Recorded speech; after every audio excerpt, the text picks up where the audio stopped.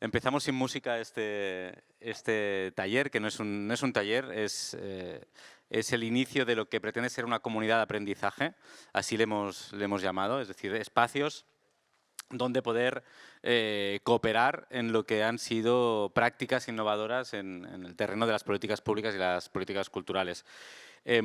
Ahora explicaré alguna cosa más sobre esto. Antes presentaré a la gente que me acompaña aquí en la mesa. Tengo a mi derecha a Inés de Gaña. Ella es técnica del Ministerio de Cultura de España, de la Dirección General de Derechos Culturales, que como sabéis, y si no lo sabéis lo comentará ella también, acaban de presentar hace escasas semanas, escasos meses, el Plan de Derechos Culturales para el Gobierno de España, que, entre otros elementos, incorpora esta dinámica de las relaciones público-comunitarias y la necesidad de poder crear nuevas redes digamos, que puedan cohesionar y generar espacios de aprendizaje mutuo y de articulación de políticas públicas.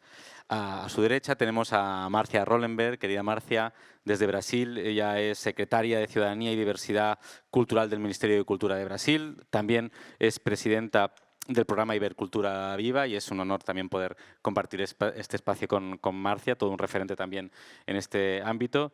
Y a mi querido amigo, maestro, compañero Alexandre Santini, presidente de la Casa Rui Barbosa de Brasil, en Río de Janeiro, de parte del Ministerio de Cultura, y para mí uno de los referentes precisamente en lo que nos ocupa hoy, en el despliegue de las estrategias de cultura viva, comunitaria, y además con dos sombreros. Por una parte, como activista de base, como persona que ha estado articulando esas dinámicas culturales comunitarias desde la base, desde los territorios, y también con responsabilidades públicas en el desarrollo de esas políticas. ¿Por qué hacemos esta comunidad de aprendizaje, este taller aquí en Culturópolis?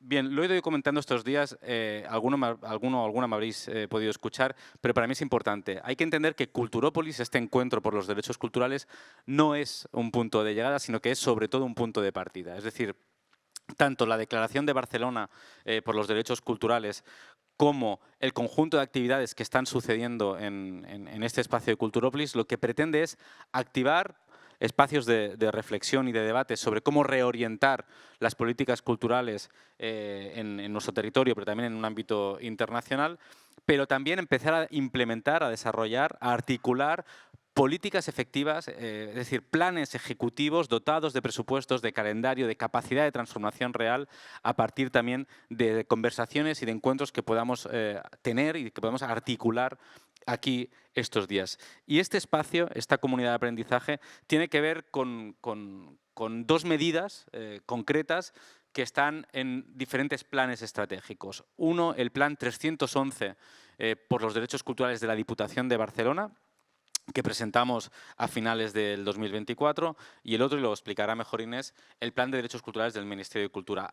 Sendos planes incorporan la voluntad de desarrollar y de replicar de alguna manera, con todas las variables que tiene y que conlleva ello, una de las, para mí, iniciativas más transformadoras en el ámbito de lo social desde las políticas culturales, como son las redes de puntos de cultura, un proyecto que inició en el gobierno con Gilberto Gil como ministro de Cultura en Brasil, y que, gracias a su impacto, ha ido replicándose y creciendo de una manera muy orgánica, y esto es importante, de una manera muy orgánica en muchos países de América Latina, y esperemos también que el IBER vaya tomando ese sentido, ¿no? y vaya adoptando también esas estrategias y pudiendo adaptar eso.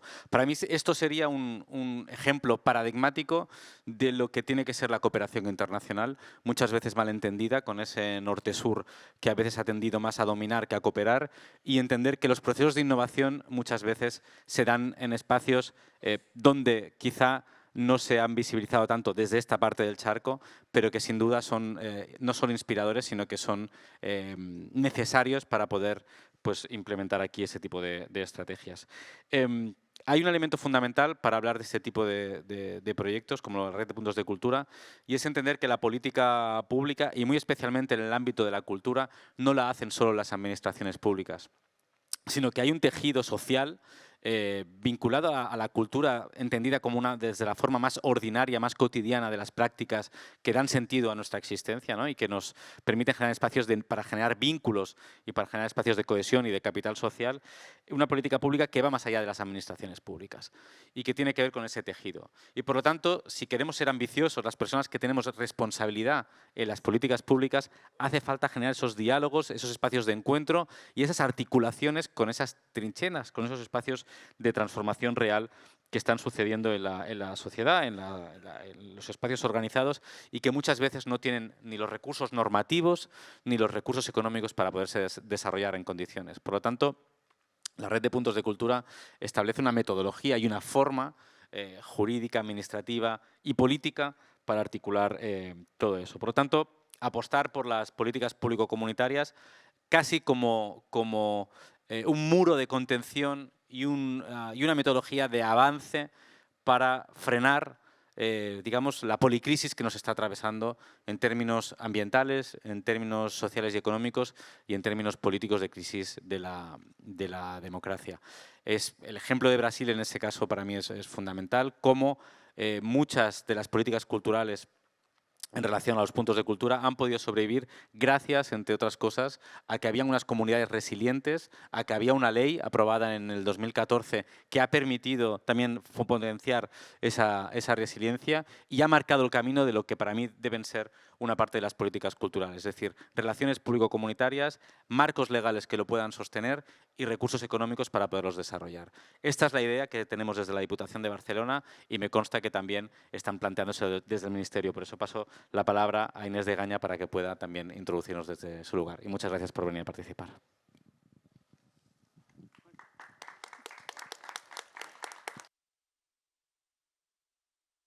Hola, vale, sí.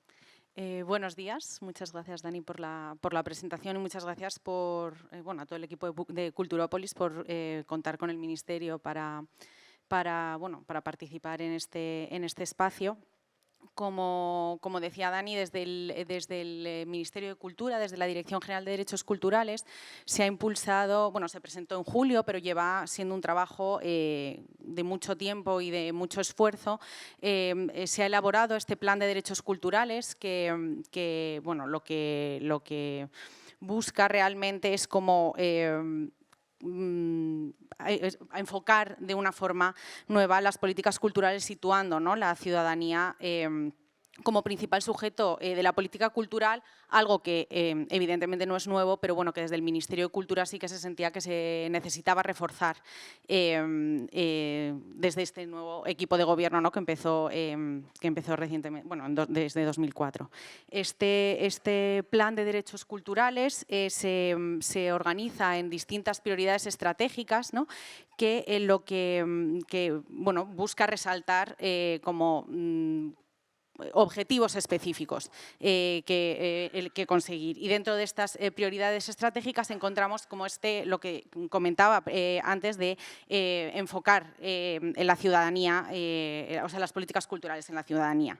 Y dentro de esas prioridades estratégicas tenemos medidas específicas como la creación de esta red de puntos de cultura que comentaba Dani, que tanto desde ambos programas, ¿no?, se está intentando implantar en el territorio español. Ya bajándolo más a lo que hago yo al día a día, la realidad es que estas formas, ¿no?, de otras institucionalidades público-privadas en las que se basa esta idea, ya es algo que desde el programa específico en el que yo trabajo, que es Cultura y Ciudadanía, ya es algo que se ha ido reforzando, ¿no?, desde el principio del programa en 2015. Por lo que esta creación de redes de punto de cultura, la idea es que eche mano de ese trabajo que ya existe, de esa cartografía de proyectos culturales que tienen otras institucionalidades público-privadas y otras formas de impulso que ya existen, poder echar mano de ellas y para comenzar, ¿no?, a tejer esta red de puntos de cultura, este nuevo tejido que, como decía Dani, es fundamental en la situación en la que estamos para repensar, ¿no? el ámbito cultural en el que nos movemos. Además, por otro lado, también entre estas medidas del Plan de Derechos Culturales pone un foco específico en la colaboración con Ibercultura Viva, ¿no? donde se centran, que es el ámbito en el que se centra esta red de puntos de cultura que al final, que previamente estaba en otro espacio del Ministerio y que se hizo el cambio a esta Dirección General de Derechos Culturales porque tenía todo el sentido del mundo poder tratarlo desde aquí. Pero bueno, simplemente como cerrar esta pequeña intervención que realmente el conocimiento ya está ahí, lleva mucho tiempo desarrollándose y que lo bueno de eso es poder aprender en el momento en el que tienes un objetivo proyectivo tan importante como es este plan de derechos culturales, el tener gente que ya ha estado por delante de ti llevando a cabo estas medidas es realmente de agradecer y de poder, el hecho de poder escuchar y aprender, que es para lo que estamos aquí al final. Gracias. Inés. Muchas gracias por acompañarnos también en este inicio de la conversación. Claro, podríamos cometer el sempiterno error de pensar que podemos empezar un proceso así de cero, pero sería una cosa ridícula y es imprescindible aprender precisamente de las personas y las instituciones que han estado acompañando, ¿no?, esos procesos durante tantos años. Y por eso pensábamos que el programa Ibercultura Viva le da todo el sentido, ¿no?, a poder abrir esta conversación y a empezar a articular un proceso que, insisto, empieza hoy, pero en los próximos meses vamos a tener más encuentros para seguir tejiendo esto y, por supuesto, nuestra idea es hacerlo con el equipo de Marcia y de Cultura Viva. Marcia, por favor.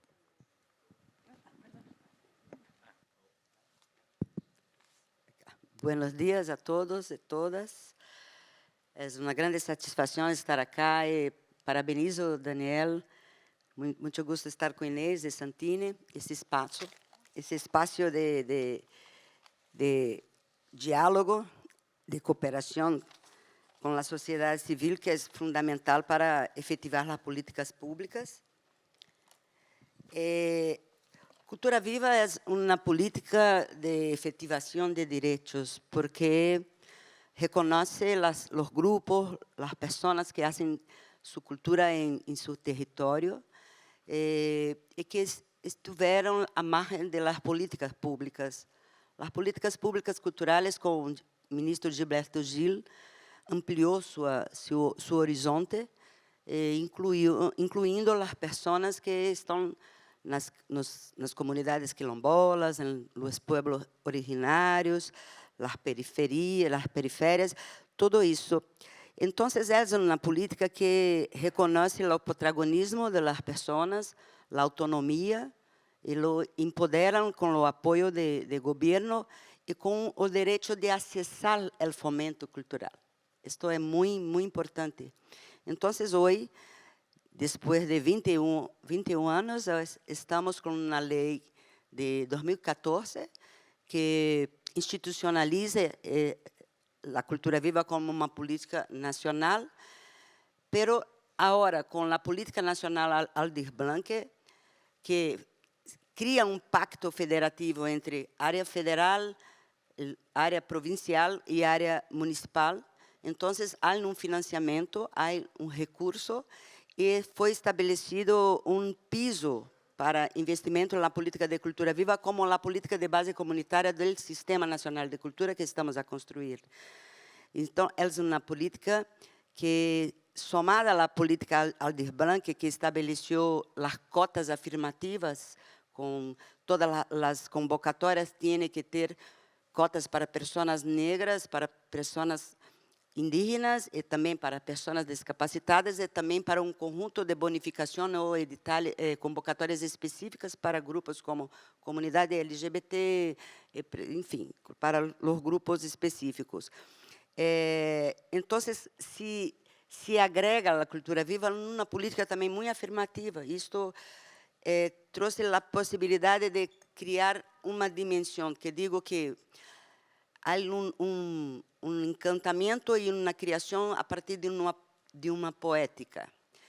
Depois se desenvolve uma estética desta política de participação, de gestão compartida, que é um grande exercício, que não só numa representação de conselho, mas numa participação efetiva na gestão. A sociedade civil participa como pareceristas das convocatórias, participa da gestão do Cadastro Nacional de Pontos de Cultura. Então, não é somente uma representação, mas uma gestão compartida. E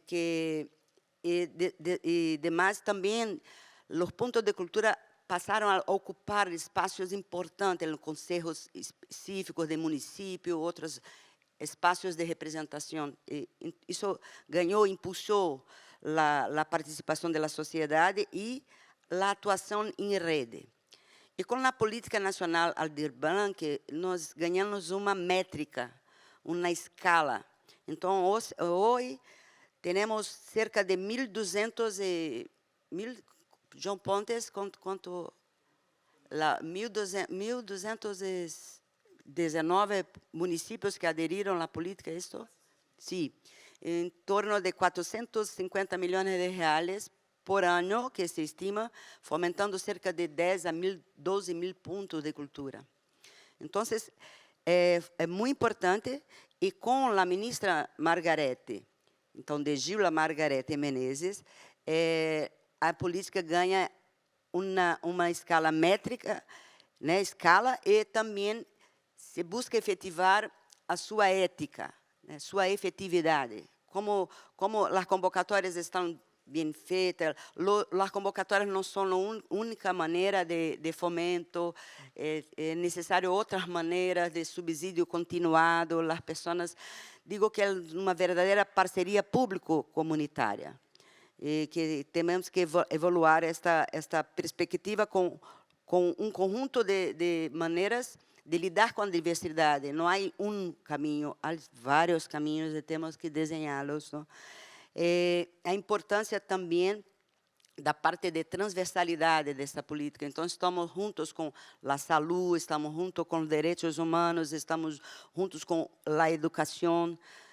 Agora mesmo estamos num momento que estamos desenvolvendo as becas para pessoas detentoras de conhecimentos tradicionais, a ideia de um marco específico de patrimônio intelectual com relação aos conhecimentos tradicionais. Então, se desenha outras políticas, como a Política Nacional de Culturas Tradicionais e Populares, que se complementa a Política Cultura Viva em outras dimensões, trazendo 18 ministérios, a Previdência, a Segurança, a Cidade, Ministério das Cidades, para discutir, Ministério de Pueblos Indígenas, Ministério da Igualdade Racial, que todos são esses dois últimos recentes criados no governo Lula. E a importância de isso tudo é que se somam a capacidade do governo federal, da capacidade do governo provincial e também do governo municipal. E também uma grande formação desses gestores com relação a isto que é cultura viva, a importância dos grupos tradicionais, porque há muitos problemas na ocupação de espaços da cidade, por exemplo, a cultura hip-hop para usar a praça pública, tem problemas com os governos locais, então isso, como fazer que isso seja um direito amplo e universal é um grande desafio. E, por último, queria também falar um pouco de Ibercultura Viva, porque a capacidade de desenvolver algo regional que traga um sentimento de sociedade multiplural, plural, né? Podemos ver a conformação histórica da região da América Latina, que como temos muitas conexões, muitas coisas não são nas fronteiras geográficas, sim, nas fronteiras dos pueblos originários e tudo isso. Então, Iber é uma possibilidade de impulsionar a política de base comunitária em todo o conjunto dos países da América Latina, e se criou um movimento muito forte da sociedade, que é o Movimento Cultura Viva Comunitária, que tem uma autonomia e sempre se encontram. Estivemos em México, agora próximo em Colômbia, E isso não tem preço, porque na capacidade de atuar em rede, de se fortalecer, de mirar o mundo de uma maneira conjunta e coletiva.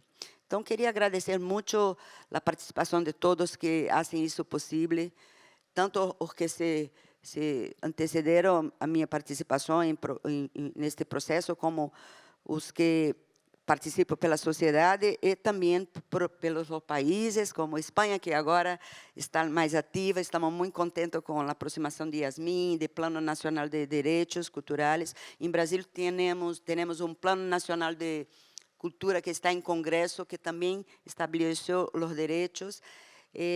A participação de João Pontes, que é o diretor, Gisele Dupin, que está aqui também, que é grande parceira que me ajuda además, Flor Minici, que é da Unidade Técnica de Ibercultura, e Diego Benambibe, que também faz parte.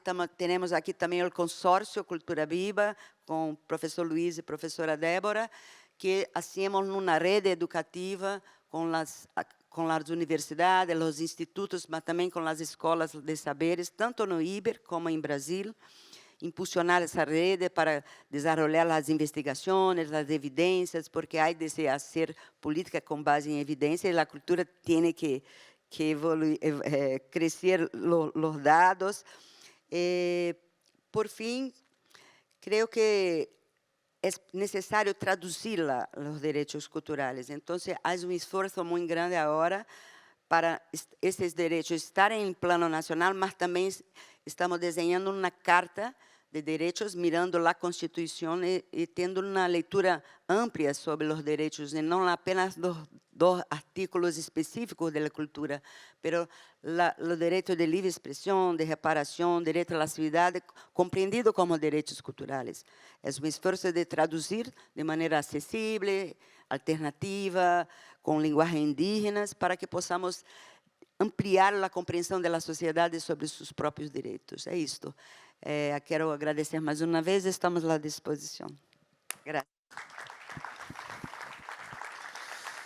Muito obrigado, Marcia, de verdad, por esta introducción. Deciros que justo cuando acabe ahora el compañero Alexandre, pasarán otras personas a iniciar, digamos, esa conversación con la idea de que también poderos escuchar a vosotros y establecer como esa conversación de lo que es de lo que va, ¿no? En una comunidad de aprendizaje.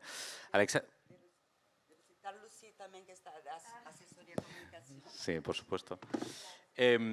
Decía, Marcia explicaba un poco lo que tiene que ver de esa perspectiva, si queréis, más institucional, ¿no? Es decir, cómo la política pública puede mirar de una manera efectiva hacia ese terreno, hacia ese tejido. Me gustaría, Alexandre, que con ese doble sombrero no pudieras explicar para la gente que no lo conoce cómo es un punto de cultura o qué es un punto de cultura para poder empezar ya en esa conversación.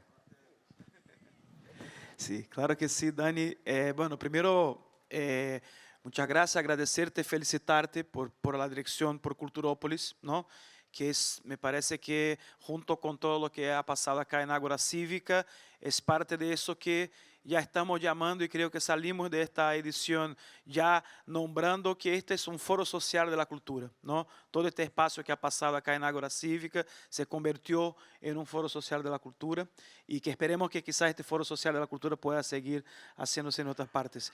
A Inés también le saludo y hablo también, felicito al Ministerio de Cultura de España por esta edición histórica de Mondiacult, ¿no? La realidad, ustedes fueron los anfitriones de esta edición, que ya son como 2.500 personas que han participado, más de 170 países, ¿no? 100 ministros de cultura, o sea, una edición histórica de Mondiacult, y voy a hablar un poco más de eso adelante. Y a Marcia aquí, mi querida colega, compañera del Ministerio de Cultura, a quien también en su nombre saludo todo el equipo del Ministerio de Cultura, la delegación bajo el liderazgo de la ministra Margaret Menezes, acá está también João Ponte, pero el Brasil vino muy fuerte a esta edición de Mondiacult, no solo con la presencia de sus dirigentes del Ministerio de Cultura, pero también gobiernos locales. Acá saludo al subsecretario de Cultura de Niterói, Mateus, un compañero, un amigo también que está acá, o sea, gobiernos locales, investigadores, como el caso acá también de la Cátedra UNESCO de Luis y Débora, del Consorcio Cultura Viva, o sea, una presencia muy expresiva también de Brasil en esta edición del evento,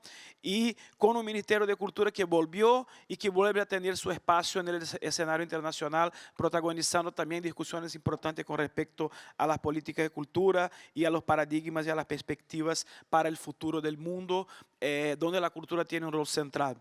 Yo quisiera, Daniel, destacar algunos elementos de lo que es cuando se habla de cultura viva, cuando se habla de punto de cultura, estamos hablando de distintas dimensiones, ¿no? Y yo quisiera nada más puntualizar acá, porque cultura viva, más que nada, es un concepto.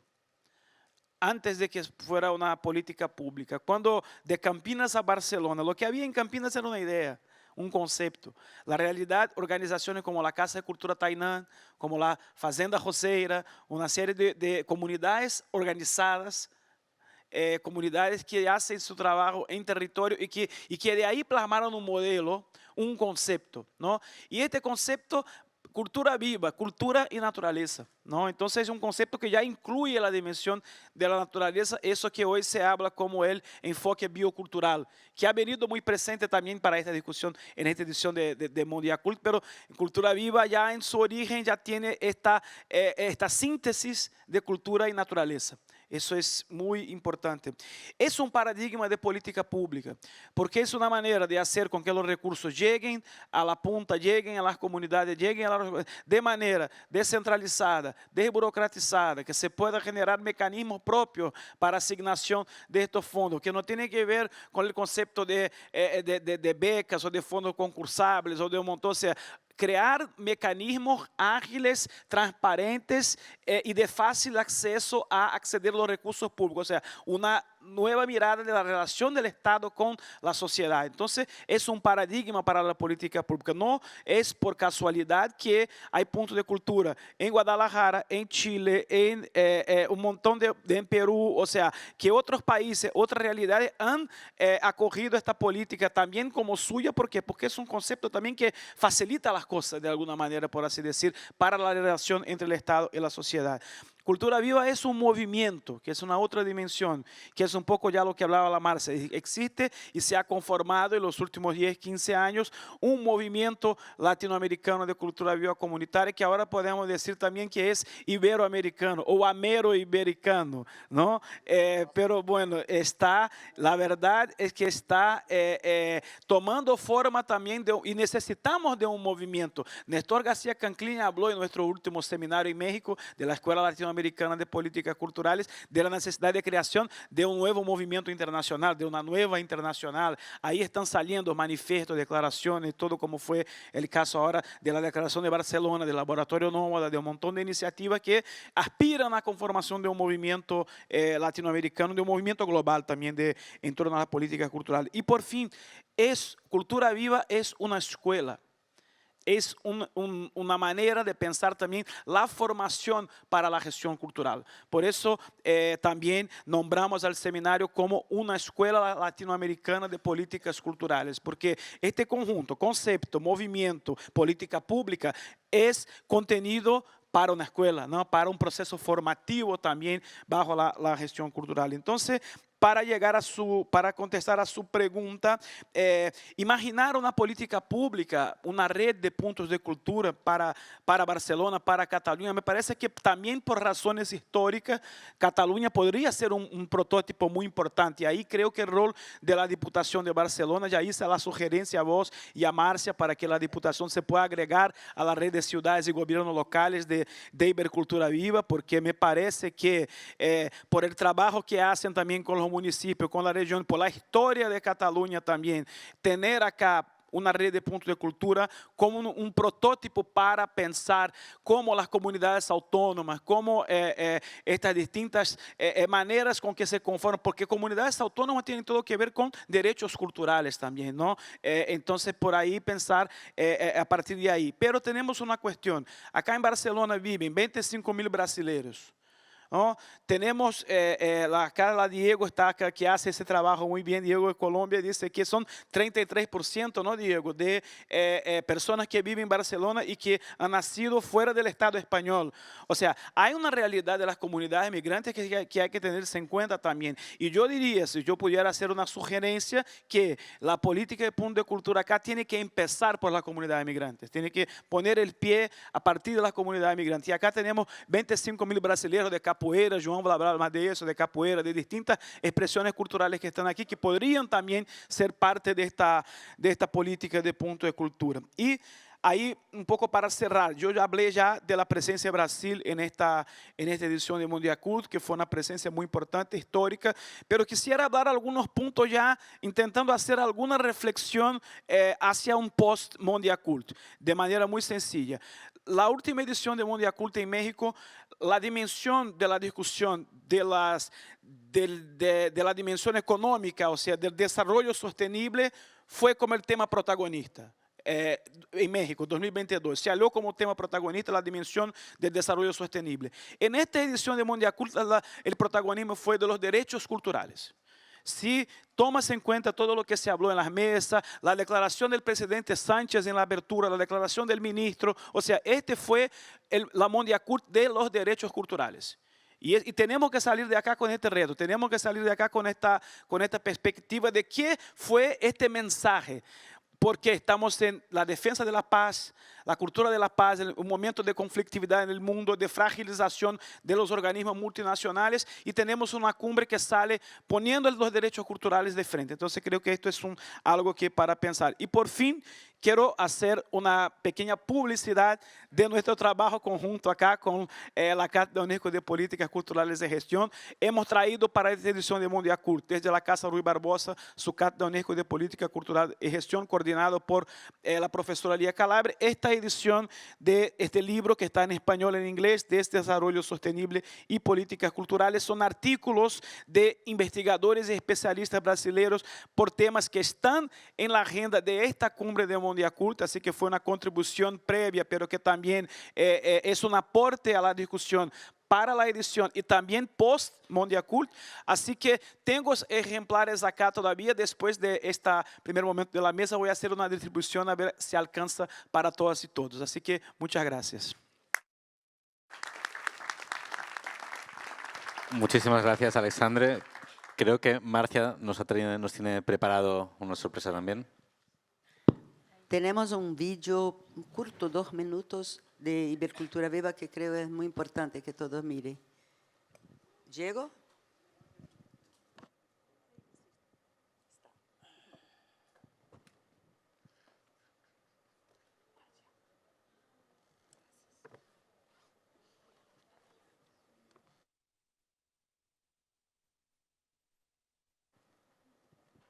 La música.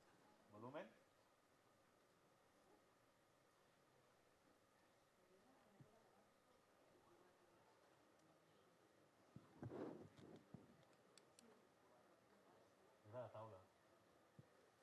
Dá pausa, né? Dale pausa para el vídeo.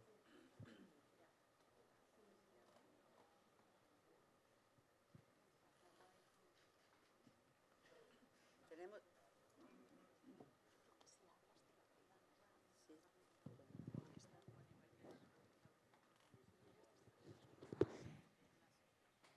Também foi... Enquanto não passa... Sí. Hicimos 10 años de Iber, entonces hay un libro también que trae un painel de cada país y los resultados de las convocatorias de Iber. El principal resultado, creo que en la parte de formación, con más de 800 becas en estos 10 años, y también otras cosas como movilidad, apoyo al movimiento de cultura viva comunitaria. Entonces también tenemos algunos ejemplares para ustedes. Ustedes, por favor.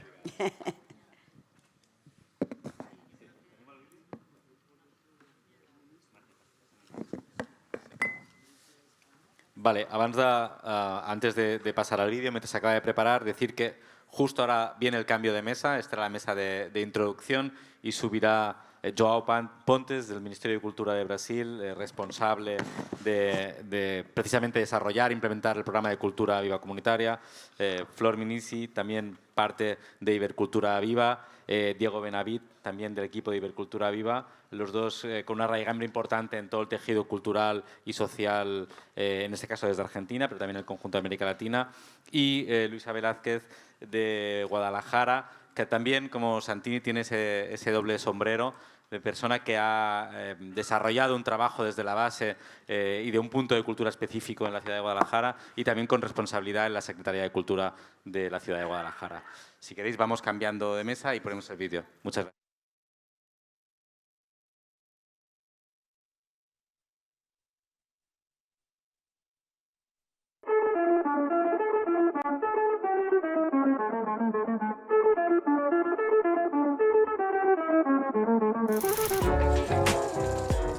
Ibercultura Viva celebra más de una década, fortaleciendo políticas culturales desde los territorios. 14 países iberoamericanos unidos por una cooperación viva, plural y comunitaria. Lo que empezó en 2014, inspirado en el programa Cultura Viva de Brasil, hoy es una red vibrante de naciones, colectivos, artistas, educadoras, gestores y gobiernos locales. Pero esta historia es aún más antigua. Nace de los saberes y modos de vida de los pueblos originarios, comunidades ribereñas, periféricas, quilombolas y campesinas. Ibercultura Viva es red. La red de ciudades y gobiernos locales y la red educativa son dos espacios clave de articulación. Más de 40 intercambios han conectado organizaciones comunitarias en distintos países por medio de la convocatoria Iber Entrelazando Experiencias. Otro eje fundamental del programa es la formación, con destaque el posgrado en Políticas Culturales de Base Comunitaria, que ya está en su 8ª edición, con más de 820 personas becadas en Iberoamérica. El programa ha creado sinergias con otros espacios iberoamericanos. Con Iberutas, Ibercocinas, Ibermuseos y Claxo promovió el intercambio cultural, la memoria viva y la valorización de las lenguas originarias. En su 10º aniversario adoptamos nuevas líneas estratégicas: tesoros vivos, cultura, infancia y justicia climática. Y también empezamos a abordar los desafíos de la inteligencia artificial y su relación con el conocimiento comunitario. Tejer la historia de Ibercultura Viva es también proyectar el porvenir. Hemos demostrado que sí se puede hacer política pública de mano con las comunidades. El desafío ahora es colectivo: tejer otra década con cooperación, valentía y esperanza activa. Necesitaremos de todas y todos en este camino.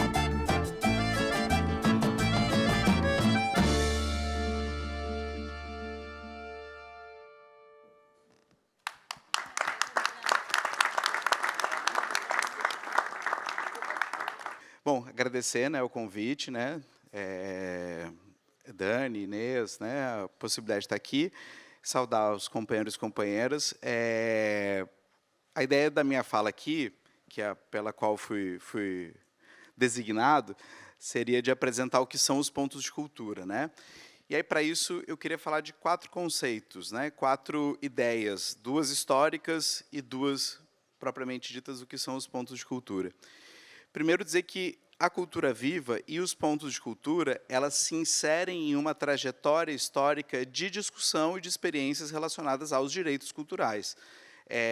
Talvez a grande referência que tenhamos seja a experiência, o primeiro grande modelo é a experiência francesa, né, da segunda metade do século do século XX, perdão, quando o Ministério dos Negócios Culturais, né, na gestão de André Malraux, passa a promover e a implementar uma série de casas de cultura, né? Então, esse paradigma dos equipamentos culturais talvez seja o primeiro grande experiência de políticas estatais, políticas pensando que todos os cidadãos e todas as cidadãs têm direitos culturais e que, portanto, é papel do Estado, uma obrigação do Estado garanti-los.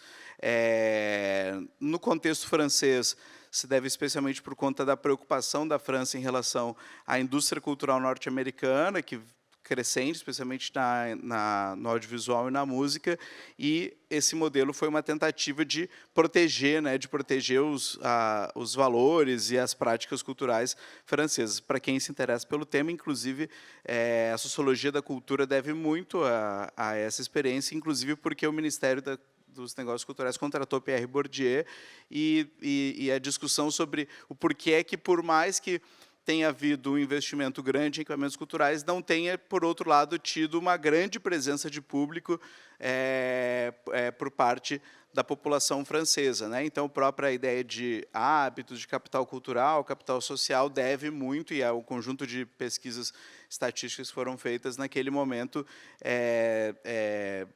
trazem a reflexão de que, por mais que haja um equipamento cultural em cada comunidade, em cada território, não necessariamente a população vai aderir por conta de a sua própria socialização, especialmente a socialização primária, um conjunto de atravessamentos como de classe, gênero, enfim, uma série de questões que o Bourdieu aborda ali, né? O contexto brasileiro, né, especialmente falando a partir, né, que aí é a segunda ideia, o segundo momento, que é a questão histórica no Brasil. O Brasil vem de uma trajetória também de discussão sobre de políticas culturais, talvez citar especialmente Porto Alegre, São Paulo, experiências de descentralização da cultura, ações estatais em que os governos ofereciam um conjunto de atividades culturais nos territórios e nas comunidades, não necessariamente nos equipamentos culturais, mas em espaços das próprias comunidades. E a cultura viva vem como uma nova síntese histórica, que eu acho que é muito importante, né? Inclusive uma síntese histórica pensando em dois grandes modelos, né? Pensando em modelos de estados totalitários que tentavam impor uma ideia de identidade nacional, de uma única identidade nacional, e outro modelo neoliberal em que o governo, os estados não teriam nenhum tipo de atuação. A grande síntese importante que foi feita na gestão do presidente Lula e com o ministro Gilberto Gil é uma síntese em que o Estado tem obrigações, mas, por outro lado, ele reconhece e promove a autonomia e a diversidade cultural. Esse é o grande paradigma que estrutura as políticas culturais a partir de Gil, que está presente no Plano Nacional de Cultura e que, evidentemente, está presente na Política Nacional Cultura Viva. Direitos culturais com papel do Estado, mas garantia da diversidade, da autonomia, sem imposição de valores, etc. e tal.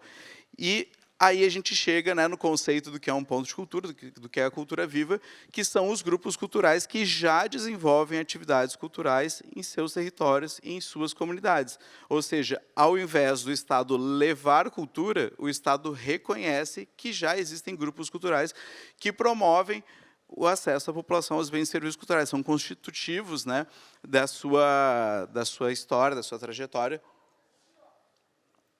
e dos seus modos de fazer. Então, a própria secretária Márcia Hollenberg citou aqui, né, nós temos desde povos tradicionais, indígenas, quilombolas, os grupos de teatro comunitário, os grupos de dança, enfim, a infinidade de exemplos, a infinidade de possibilidades de criatividade e ação humana, né? Hoje, no Brasil, nós já estamos chegando a 10 mil pontos de cultura certificados. Ontem, uns dados que me passaram foi 9.800 e tanto. Estamos chegando a mais de 10 mil pontos de cultura, especialmente por conta do momento muito positivo, né, que a secretária Márcia comentou em relação ao investimento a partir da Política Nacional de Blanc. Mas o que é mais importante dizer é que a política cultura viva, ela não, os pontos de cultura, eles não são grupos do próprio Estado, eles não são baseados em necessariamente um equipamento cultural, né, um espaço físico. Muitos pontos de cultura atuam debaixo de uma árvore, atuam, né, em um viaduto e por aí vai. Então, especialmente essa experiência, essa diversidade, essa potencialidade da sociedade civil. E aí, por fim, eu acho que a última questão que eu acho que era importante dizer do que é um ponto de cultura, e o Alexandre Santini também trouxe uma série de questões a esse respeito, que é pensar que os pontos de cultura são também uma estratégia da própria sociedade civil em relação a uma estratégia de contracolonização. Eu acho que esse é um elemento muito importante. A gente acaba, muitas vezes, na história, falando muito da experiência dos governos, né? A gente fala muito da presença do Ministério. Teve figuras extremamente importantes, né? Como eu falei, Gilberto Gil, Juca Ferreira, Célio Turino, né? que pensaram de uma forma muito importante, mas a cultura viva é também uma exigência e uma provocação e uma cobrança por parte da sociedade civil, que teve no Brasil, no orçamento participativo, nos fóruns sociais mundiais, e que elegeram o governo do presidente Lula e que passaram a fazer uma cobrança muito presente do Ministério da Cultura. Vários relatos dão conta disso, inclusive o papel da capoeira da Bahia foi extremamente importante, que influenciou afetivamente, inclusive, né, os governantes que ali estavam, né? Então, ela vem de baixo para cima nesse sentido. E aí, o último aspecto é justamente esse, que a cultura viva é uma estratégia de contra-colonização. Contra a colonização dos fluxos internacionais, inclusive a gente brinca com as companheiras e companheiros da Espanha que a contracolonização nos fluxos internacionais vai iniciar na Europa pela Espanha, porque se a gente for olhar os países do Ibercultura Viva, são a grande maioria na América do Sul, né? São a maioria dos que foram colonizados, né? Uma estratégia de contracolonização dos grupos perante aos processos de colonização econômica, cultural e por aí vai. E a gente espera, e a gente está lutando para que a cultura viva seja uma contracolonização também internacional, em relação à indústria cultural, não um contraponto necessariamente à indústria cultural, mas que a indústria cultural não seja tão a única única possibilidade de agenciamento e produção cultural. O que é produzido nos territórios, o que é produzido nas comunidades são importantes. Uma contracolonização do corpo, né, é um elemento extremamente importante. Os pontos de cultura promovem processos continuados, promovem processos formativos, processos de diálogo intergeracional entre as pessoas, de experimentação da diversidade como alteridade. Uma contracolonização em relação ao Estado, né, pensando, né, no mundo da vida, contracolonizando o mundo sistêmico. A própria aprovação da Lei Cultura Viva em 2014 é uma grande conquista da próprio movimento cultural, né? Os pontos de cultura viram que o Estado brasileiro reproduzia, ainda reproduz lógicas colonialistas, e foi em defesa de uma alteração na própria estrutura do Estado, aprovando uma lei que ressignifica toda a relação do Estado com a sociedade civil. Então, é uma contracolonização do próprio Estado.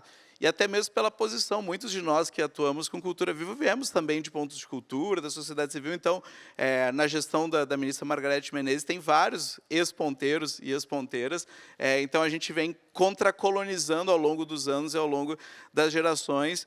E aí, para finalizar, acho que talvez seja uma das políticas mais revolucionárias que existe nas ações públicas governamentais, porque a gente brinca, né? O ponto de cultura está para o sistema de cultura como se uma escola para o sistema de educação, uma unidade básica para o sistema de saúde, com a diferença que não é o Estado levando, né?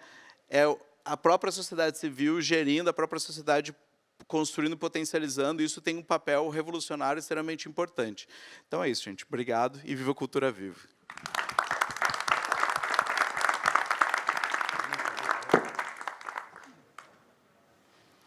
Hola, buenos días a todas, a todos, a todes. Pues nada, yo soy Luisa Velázquez, vengo de la ciudad de Guadalajara, Jalisco, en México, y voy a hablarles un poquito de la experiencia muy particular de Puntos de Cultura Guadalajara, que es pues una política de base comunitaria, muy inspirada en toda la experiencia brasileña, pero con sus muy particularidades, ¿no? Con muchas particularidades a partir de la realidad situada que tiene Guadalajara. No sé si podemos usar la presentación, sí, aunque sea un pedacito. Gracias. Gracias.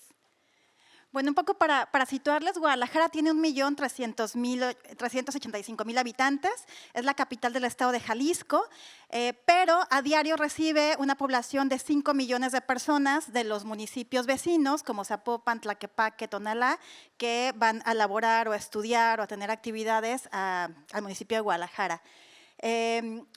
Hay una frase en México que se dice que Jalisco es México, y es que todos los símbolos como identitarios de lo que concebimos hacia el exterior como mexicano, el mariachi, la charrería, el tequila, los campos de agave azul, son de Jalisco. Entonces, eso ha propiciado como una identidad tapatía muy fuerte, pero que ha dejado como al margen un montón de expresiones alternas de diversas identidades que también convergen y conviven en nuestra ciudad, desde expresiones e identidades pues muy contemporáneas como el hip hop, pero también de muchos pueblos originarios que se ven obligados a migrar a la ciudad, y además de mucha migración centroamericana 3 cuadras de mi casa, por ejemplo, pasa el ferrocarril La Bestia, que viene desde de Centroamérica hasta Estados Unidos. Entonces hay un gran flujo de población haitiana, hondureña, nicaragüense, que todos los días pasa en nuestra ciudad. Algunos se quedan a vivir ahí y otros, bueno, están de paso, ¿no?, en lo que logran llegar al norte. Pero bueno, esa es como Guadalajara, una ciudad también muy colonial, que se fundó también con una diferencias de clases muy fuertes, pero ahí vamos, ¿no? Les quiero compartir como esta tablita de Ezequiel Anderegg, porque fue a partir de ahí donde empezamos a tratar de explicar por qué teníamos la necesidad de un programa de puntos de cultura. Guadalajara tenía mucha tradición haciendo programación cultural y artística bajo esta lógica de llevar la cultura a los barrios, ¿no? Entonces, su relación con el sector artístico solamente era una lógica de proveedores de servicios para llevar a las comunidades. Entonces, entender esto nos permitió darnos cuenta. Anderegg tiene una frase que me gusta mucho, que dice que la diferencia entre democracia cultural y democratización cultural es tan clara, si lo traspolamos a lo económico, como la diferencia que hay entre los trabajadores de una empresa que reciben su salario y ser socio de una cooperativa, ¿no? Entonces, era como ver esta lógica, que la relación con el sector no podría ser con los artistas solamente, tendrá que ser con toda la ciudadanía que son productores de cultura, y la lógica tendrá que estar no en términos de proveedores de servicios, sino de sujetos de derechos. Entonces, empieza a imaginar puntos de cultura inspirados en un montón de experiencias, la mayoría nacionales, salvo la experiencia de Zapopan, que fue un programa muy incipiente que se creó durante la pandemia, que justo por la pandemia nunca se pudo como desplegar como debió haber sido. Pero bueno, Zapopan abrevó muchísimo de Lima. En Lima, hace unos años, en Lima Metropolitana, tenían el programa Cultura Viva, que me parece que ya se extinguió, pero a mi parecer era como de las estructuras de política pública como mucho más fuertes y más claras de que era un punto de cultura, y además con un montón de líneas de apoyo, ¿no? Y un proceso además de democracia, de toma de decisiones, de los presupuestos, de gobernanza increíble. Yo pude estar un mes en Lima viendo cómo operaba el programa y la verdad es que nos pareció como súper importante. Ya para el caso de Guadalajara hicimos como un análisis de los actores que teníamos en el territorio y encontramos pues como a los puntos de cultura, que son organizaciones con más de 4 personas, muy organizadas, que tienen más de 2 años en territorio haciendo trabajo cultural. Encontramos a actores individuales que categorizamos como aliados, son educadores populares, artistas, comunicadores, que no tienen un trabajo permanente en un territorio, pero que son grandes potenciales para articular, formar y demás, ¿no? Y bueno, esta era como la relación principal que nos interesaba tener con la Dirección de Cultura, con el instituto, pero encontramos un montón de organizaciones vecinales, muchas de ellas con un trabajo cultural muy sólido y sostenido, que se les dio la posibilidad de que ingresaran a puntos de cultura. Otras de ellas no, más bien están preocupadas por la seguridad pública, el alumbrado, la basura, pero eventualmente tienen actividades culturales, ¿no? En Navidad, el Día de los Niños y las Niñas, X. Entonces, también se abrió un canal de trabajo con esas organizaciones. Entonces, bueno, el objetivo del programa son estos: conocer, reconocer, potenciar y fortalecer particularmente a los puntos de cultura, esas organizaciones. Diseñamos como varias estrategias para conocer, hicimos un registro, mapeo, un diagnóstico a profundidad de cuáles eran las necesidades de las organizaciones para el momento de diseñar las líneas de apoyo, que no son nada más económicas, pues fueran muy pertinentes a las necesidades que nos estaba arrojando el diagnóstico. Con la parte del reconocimiento, pues bueno, hay un reconocimiento institucional que se le otorga a cada organización con una cédula firmada por la institución. Se ha tratado de generar toda una campaña de comunicación para posicionarles también. Y en potenciar y fortalecer, estas son las líneas de apoyo con las que arranca el programa. Ojo, el programa cumple 3 años este año y nos encontramos en fase de reformulación. Estamos evaluando qué pertinencia tuvieron estas líneas, si se tienen que crear más, algunas desaparecer. Pero bueno, hay un programa permanente de formación y capacitación para las organizaciones. Motivamos muchísimos espacios de encuentro, tanto entre ellos, que se han creado redes de apoyo muy lindas entre los puntos de cultura, de intercambio de saberes, como también con otros puntos de cultura con Argentina, Colombia. También hemos tenido intercambio con organizaciones acá en Barcelona. equipamientos y contenidos. La gran mayoría de los puntos de cultura no tienen un espacio físico, activan en un jardín, en la plaza, en la calle. Sin embargo, hemos encontrado que el municipio tenía equipamientos, pequeños equipamientos distribuidos por toda la ciudad en abandono, y hemos hecho que estas organizaciones que no tenían un espacio físico puedan ahora contar con un pequeño espacio que les sirve para tener sanitarios, 1 o 2 aulas, lugares para guardar sus materiales.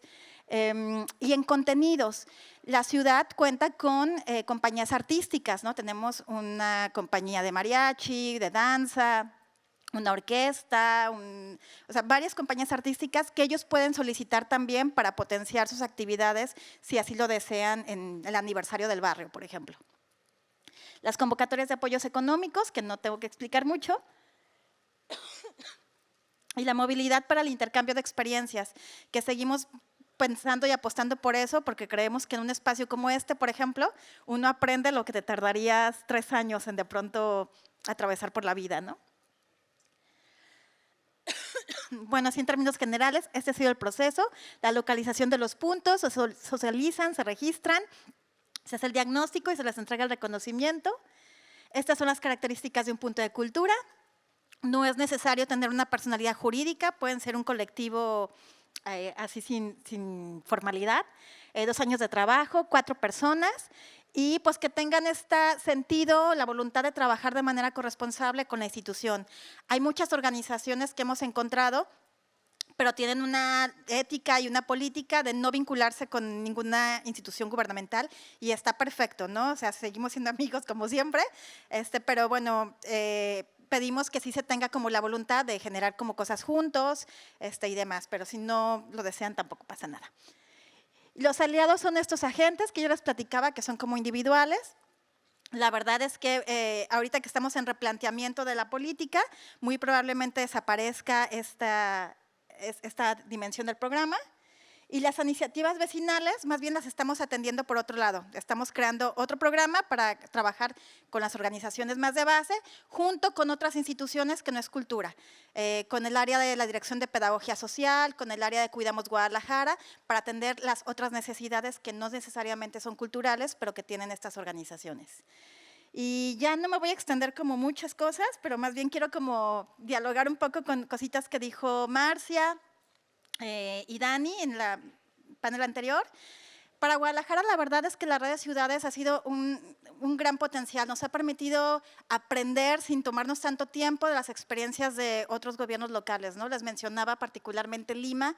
Fue una gran experiencia en la que aprendimos un montón. Lamentamos mucho que ahora no exista, pero bueno, fue una muy buena práctica de la que abrevamos. Sobre los presupuestos, ¿no? Es maravilloso lo que la ley Aldir Blanc genera con los gobiernos locales. Desafortunadamente en Guadalajara nosotros no recibimos un peso del gobierno federal. Hasta el 2015 Guadalajara recibía 30 millones de pesos del gobierno federal y nosotros sumamos 32. Actualmente solo tenemos los 32 que nuestros, ¿no? No recibimos un peso. Eso complica muchísimo la posibilidad de generar ampliamente la línea de apoyos económicos. Por eso es que echamos mano como de los otros recursos que sí podemos tener, ¿no? Esto que les decía de la infraestructura que cedemos. Tenemos también, por ejemplo, cosa que no tienen todos los gobiernos, un gran equipo operativo. Contamos con escenarios, luces, atriles, un montón de cosas que ponemos a disposición de los puntos, ¿no? Y eso pues no es dinero, pero finalmente les facilita el gastar cuando requieren una cosa grande, ¿no? Nosotros les producimos el evento en términos técnicos. Hacemos también mucho acompañamiento en cuanto a diseño de proyectos, o sea, les damos mucha capacitación con el mismo equipo de la Dirección de Cultura. Hemos tenido capacitaciones en términos de comunicación que la brinda el equipo nuestro de comunicación, ¿no? Y así de ese tipo, porque pues, la realidad económica y presupuestal pues, no es la mejor que tenemos en Guadalajara. ¿Y qué más? Y nada, pues más bien como visibilizar el potencial territorial que tiene un gobierno local, porque también ya lo hablaba Marcia, ¿no? Muchas veces, muchas de las organizaciones, sus problemáticas no poder usar el espacio público, y pasa en Guadalajara también. Entonces, lo que hemos abordado es tratar de mejorar, hacer mejora normativa y regulatoria en otros reglamentos que no son de la Dirección de Cultura, que son de parques y jardines, de espacios abiertos, de otras direcciones que, a como está planteada la normativa, imposibilita y dificulta el ejercicio efectivo de los derechos culturales. Entonces estamos trabajando en hacer esos cambios jurídicos y normativos para que podamos decir en un futuro que Guadalajara es una ciudad que garantiza la vida cultural, ¿no? Y es todo. Gracias.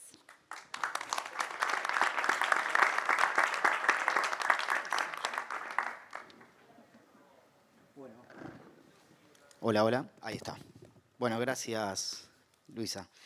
Gracias, Joao. Gracias, Flor. Y a todos los compañeros y compañeras que están presentes. Un saludo especial a los organizadores de este magnífico encuentro que brinda tanto espacio, ¿no?, para que se escuchen voces diversas. Y que ayuda a debatir y discutir en todos los ámbitos, ¿no?, y desde todos los sectores. Dani, bueno, creo que se tenía que ir. También muchas gracias por todo el trabajo que ha hecho. Inés, que nos recibieron muy bien desde el Ministerio de Cultura de España y que organizaron también el Encuentro de Cultura y Ciudadanía en el que estuvimos. Así que mi agradecimiento. Bueno, mi idea era trabajar un poquito los componentes que suelen tener en común las políticas culturales de base comunitaria. Voy a hacer un breve repaso sobre este proceso, ¿no?, del que habló, bueno, Marcia primero con respecto al cambio de paradigma y la idea de la gestión asociada, ¿no?, quizás como el diferencial mayor, ¿no?, en términos del desarrollo de políticas culturales de base comunitaria en nuestros países, ¿no? Esa idea de gestión asociada estaba completamente alejada. Bueno, Joao hizo mención también en el modelo histórico, primero francés, ¿no?, de las políticas culturales, que se armaban en América Latina y tenían una base muy grande en el difusionismo, ¿no? Algunas personas definían cuáles eran los bienes y servicios culturales que la gran mayoría popular que no podía acceder por el mercado debía disfrutar, y bueno, y entonces generaban políticas democratizadoras en el sentido de difundir ciertos bienes y servicios culturales que promueven valores, todos lo sabemos, ¿no?, en su circulación y en su forma de consumo. Esta idea de gestión asociada fue revolucionaria, o sea, tuvo esa idea del protagonismo, de conversión en lo que en el seminario decía Alexandre de México, estuvo García Canclini y él fue un promotor, ¿no?, del paradigma de las políticas culturales no de democratización, no de acceso y difusionismo, sino más bien la democratización en términos, democracia cultural, ¿no?, como una democracia cultural participativa. Quizás las políticas vinculadas a cultura comunitaria tengan ese germen, ¿no?, más allá de, por supuesto, los procesos políticos y sociales que fueron haciendo crecer, ¿no?, una masa crítica y un modelo de participación en nuestros países que impulsaran el desarrollo de estas políticas en nuestros estados. A veces esa idea de la construcción de abajo hacia arriba, ¿no?, cuando hablamos de una política pública que en un principio fue impulsada por el propio Estado, ¿no?, pero bueno, también acá sería interesante reflexionar sobre el concepto de abajo arriba, ¿no?, por qué el Estado es arriba y la población sería abajo, ¿no? O sea, estamos saliéndonos de estas ideas de llevar cultura, ¿no? Y esto está fuertemente vinculado a un proceso político y social también que, bueno, Alexandra habló del foro como un foro social mundial, ¿no?, que creo que es uno de los gérmenes del movimiento de cultura viva comunitaria. Otra puede ser el movimiento zapatista y toda la idea de autonomía y protagonismo. Digo, me parece que el movimiento de cultura viva comunitaria viene de esas dos tradiciones y esos dos espacios han ayudado a conformar esta idea de política cultural que nos trajo Brasil, nos enamoró en América Latina y se está institucionalizando por todos nuestros países. Y si en Brasil, allá por el 2004, nacía el programa o la política de cultura viva y de promoción de los puntos de cultura, en el resto de los países de América Latina también había algunas experiencias de política pública similar, ¿no? En México es muy importante la idea de el trabajo en culturas comunitarias y culturas populares. Creo que está el PACMIC con más de 40 y pico de años como ámbito de fortalecimiento de las culturas comunitarias. Hoy tienen un gran programa de cultura comunitaria que vienen desarrollando hace unos 5 años. Es realmente muy importante. Y en Argentina, por ejemplo, teníamos un programa de apoyo económico para las organizaciones comunitarias, que no se llamaba Puntos de Cultura, pero algo ahí había, ¿no? En Bolivia también, en Colombia, en distintos lugares. Esto estaba presente y tenía que ver con una sintonía política, ¿no? De lo que ocurría en nuestros países, ¿no? Esa ola progresista de gobiernos que tuvimos en América Latina y que nos dieron la idea de que otro mundo es posible, ¿no? Y que a partir de la implementación de este tipo de políticas públicas, culturales, estábamos un poquito más cerca. Bueno, esa institucionalización se dio en casi todos los países que componen el programa Ibercultura Viva. Marcia les contaba, hoy son 14 países. Hicimos un estudio el año pasado sobre este proceso de institucionalización y de conformación de las políticas culturales de base comunitaria. Y bueno, vimos que en ese momento eran 10 de 12, tenían un área directa de cultura comunitaria en sus estructuras institucionales, ¿sí? Esto hace 10 años, antes de que naciera Ibercultura Viva, no pasaba, ¿no? O sea, si bien tiene distintas jerarquías, en algún caso secretarías, en algún otro caso direcciones, en otros lugares coordinaciones nacionales, pero en 10 de 12, y ahora que se sumaron Panamá y República Dominicana, podemos decir que en 12 de 14 existen áreas directas vinculadas a la promoción de la cultura comunitaria. Eso es un logro enorme de la ciudadanía, de los movimientos sociales, pero también de muchos compañeros y compañeras que forman parte del Estado, ¿no? Que son trabajadores, trabajadoras y que creen y militan por este tipo de políticas en sus respectivos espacios. Los valores, conceptos, creo que también estuvieron latentes en todo lo que fueron diciendo los compañeros y compañeras que hablaron antes. Quizás puedo sumar alguna otra idea, y es que la idea de ciudadanía cultural y derecho a la cultura la comparten todos los países, ¿sí? En términos de valores de este tipo de políticas que impulsan, todos los países tienen como concepto fundamento la ciudadanía cultural y el derecho a la cultura, que después se traduce en los objetivos de desarrollo sostenible, que bueno, acá en Mondiacult se está discutiendo bastante sobre el tema, y por supuesto el buen vivir, ¿no? Lo que nosotras desde América Latina también podemos mencionar como buen vivir, retomando el concepto que trabajan nuestros pueblos originarios, ¿no? Nuestras comunidades indígenas, que son otro actor muy importante en el marco del desarrollo de las políticas culturales de base comunitaria. Quizás en algunos países tienen mayor influencia y mayor capacidad de trabajo articulado con el Estado que en otros, ¿no? Pero el buen vivir es un concepto que está latente, ¿no? En nuestros programas y políticas de cultura comunitaria. Después la idea de interculturalidad, de intergeneracionalidad y por supuesto la perspectiva de género, la igualdad de género. En casi todos los países, 10 de los 12 países trabajan en estos programas, ¿no? En estas políticas que desarrollan la idea de igualdad de género.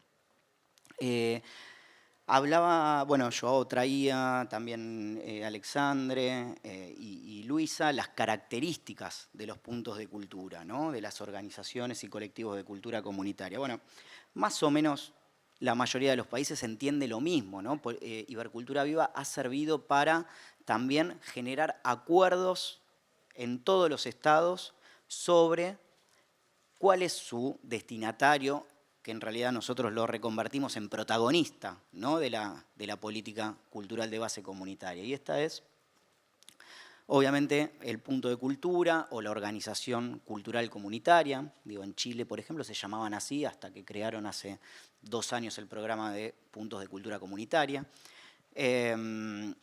Los colectivos, organizaciones de base territorial que quizás no tienen personería jurídica, ¿no? Y están en los territorios y barrios más, en mayor situación de vulnerabilidad de nuestros países, porque digo, ese también es otro foco de las políticas culturales de base comunitaria, trabajar en los lugares a donde al Estado le cuesta, ¿no? Muchas veces llegar. Por eso también es importante el rol de los gobiernos locales en el desarrollo de políticas culturales de base comunitaria, que quizás no está, digo, en Brasil ahora con la ley Aldir Blanc casi que lo tienen garantizado en un extenso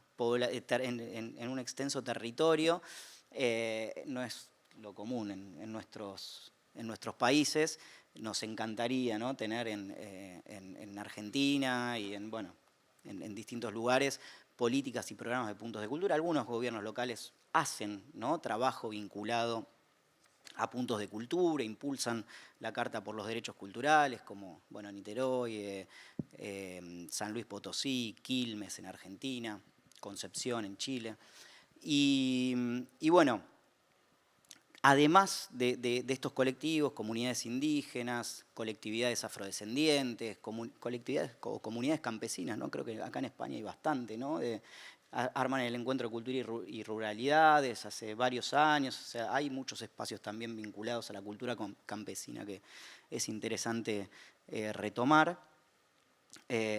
Y también tenemos como alianzas o trabajos vinculados al programa a los gobiernos locales, como ya decía, las instituciones educativas y también los gestores culturales en general, ¿no? La gestión cultural en general, que es un ámbito de formación en el cual siempre nos interesa tener una mirada. En el 2016 se había hecho un estudio sobre los espacios de gestión cultural existentes en las universidades y espacios académicos de Iberoamérica. Había salido una gran cantidad de universidades que tenían gestión cultural, y dentro de esas, ¿cuántas tenían gestión cultural comunitaria? Y era ínfimo el porcentaje. Entonces creamos también con Flaxo Argentina el programa de formación en políticas culturales de base comunitaria, que ya tiene 8 cohortes, más de 820 participantes, ¿no? Becarios de este proceso de formación. Así que bueno, ese también es una cuestión bastante interesante, ¿no? a plantear. Y es, digamos, voy a cerrar porque me parece que me están mirando como que me estoy llevando mucho tiempo, ¿no? No, compañero. No. Bueno, disculpen. No tenemos idea, bueno. Bueno, así, ¿no? Bueno, entonces voy a hilar esta última idea con los componentes que suelen tener las políticas culturales de base comunitaria. Ahí está, por supuesto, el esquema de formación que les decía. La mayoría de los países tienen un esquema de formación, a veces destinado exclusivamente a convocatorias, formulación de proyectos, y en etapas puntuales, y otras un esquema sostenido, ¿no? Que puede ser híbrido, tienen espacios virtuales para hacer estas capacitaciones y también tienen acuerdos con algunas instituciones educativas como para realizarlo también. El apoyo económico y material, Luisa también se los comentaba hace un ratito, es esencial y fundamental. 10 de los 12 países han tenido convocatorias públicas para la presentación de proyectos, parece que es un número bastante considerable. Por supuesto, no todas lo sostienen a lo largo de los años, pero es un componente que suele ser indispensable y que a veces, por ejemplo, en Argentina hablábamos de que era la puerta de entrada, ¿no? A la red de puntos de cultura, ¿no? O al trabajo en puntos de cultura. Es el ámbito en el cual se presentan proyectos con trayectoria, con trabajo territorial, al Ministerio de Cultura, en este caso, en nuestro caso, en Ibercultura Viva, por supuesto, tenemos a veces convocatorias de redes, en fin. Y ahí se hace un proceso, eso sirve como proceso de mapeo, ¿no? de la cantidad de organizaciones existentes, y por otro lado también un proceso de trabajo y de transferencia de fondos para el desarrollo de sus proyectos territoriales, ¿no? Transferencia directa de fondos. Otro es el registro, el reconocimiento, el mapeo, que también mencionó Luisa, y que es un ámbito muy importante, ¿no? Saber con qué cantidad de organizaciones cuenta el país que va a desarrollar una política de este tipo.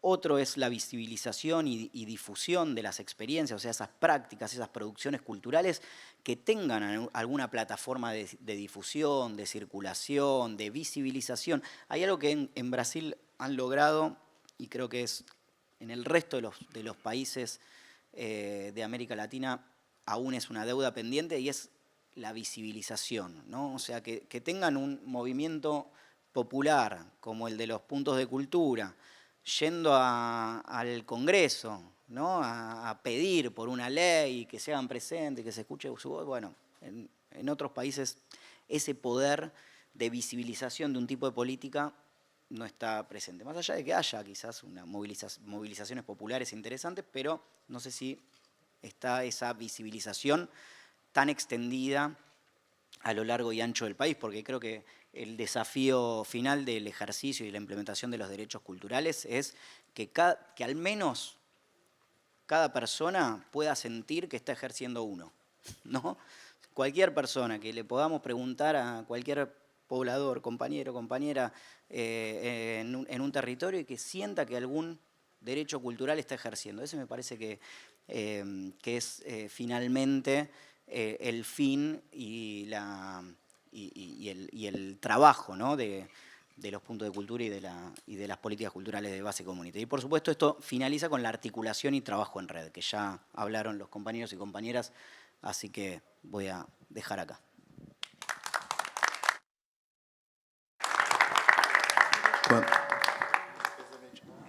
Ele fez a mediação do debate na Cidade do México e diminuiu meu tempo e me cobrou. Depois, lá na Casa Rui, eu fui bacana. Agora tu tá com crédito aqui um dia. Agora lá em Niterói ele paga de equilíbrio, né? Bueno. Bueno, gracias a los organizadores, a las organizadoras por este expuesto. La idea de estas conversaciones, la que hubo antes con los compañeros y esta, para contarles un poco, surge de una iniciativa que nos trae al programa, a Ibercultura Viva, a Marcia, hace algunos meses, cuando se estaba terminando de configurar un poco el pulso y la idea de este encuentro, que nos trae Alex y Dani, que ahora se tuvo que ir, está yendo y viniendo también con la sede Mondiacult, nos traen esta idea. Y bueno, la verdad es que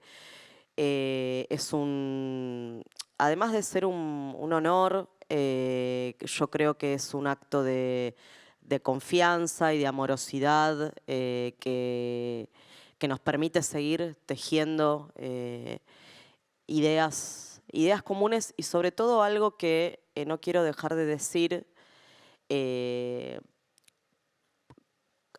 ya que estamos hablando de cultura viva y de las experiencias específicas de los programas de puntos de cultura, pero también lo que significa también en estos momentos, como contaba también Alex a la mañana hace un ratito.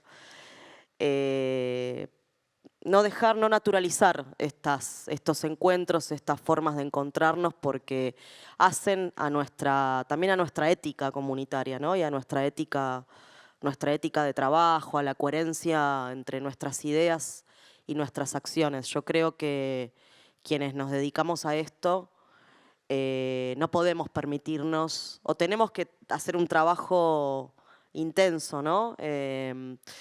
ayer le hacía el chiste, creo, a Diego, ¿no? No somos el Ministerio de Agricultura, ¿no? No tenemos solamente que contar cuántas semillas hay, cuándo va a llover, cuánto va a dar la cosecha este año, sino que trabajamos también con el deseo, con emociones,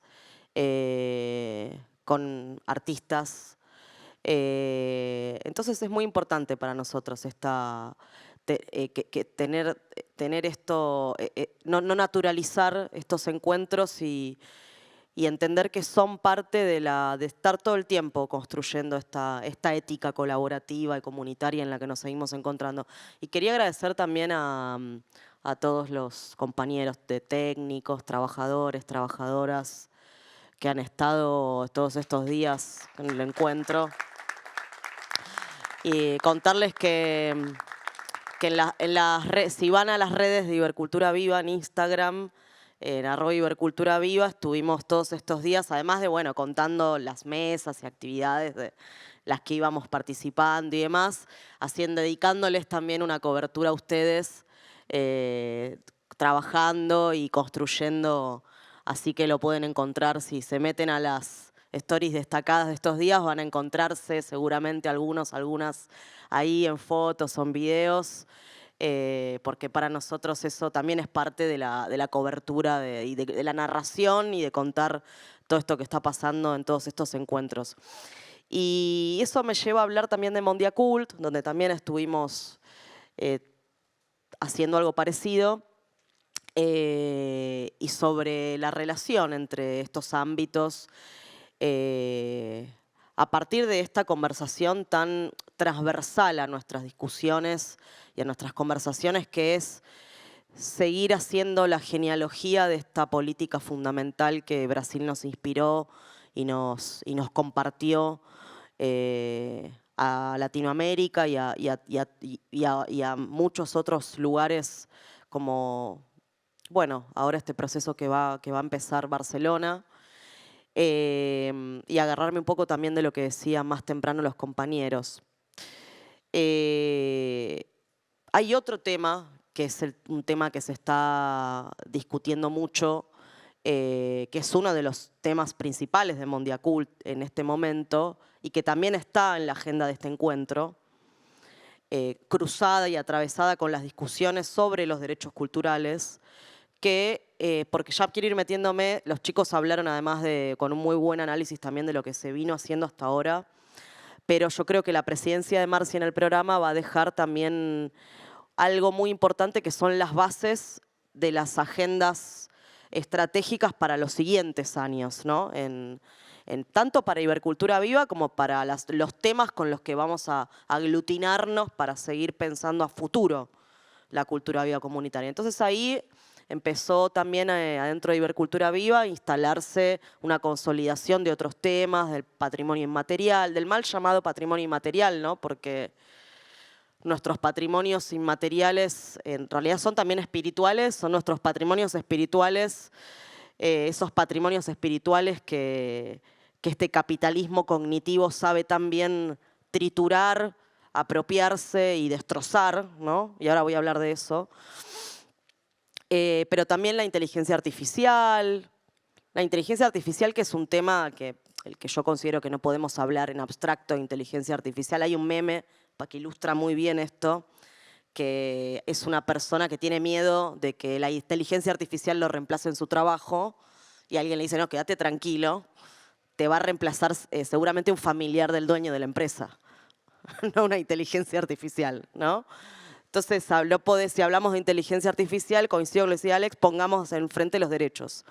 Pongamos en el frente de eso cuáles son las relaciones de trabajo que hay en esas tramas, cuáles son los derechos culturales que están en juego. Se está hablando mucho también de la propiedad intelectual y de los derechos de autor en este momento en Mondiacult. En fin.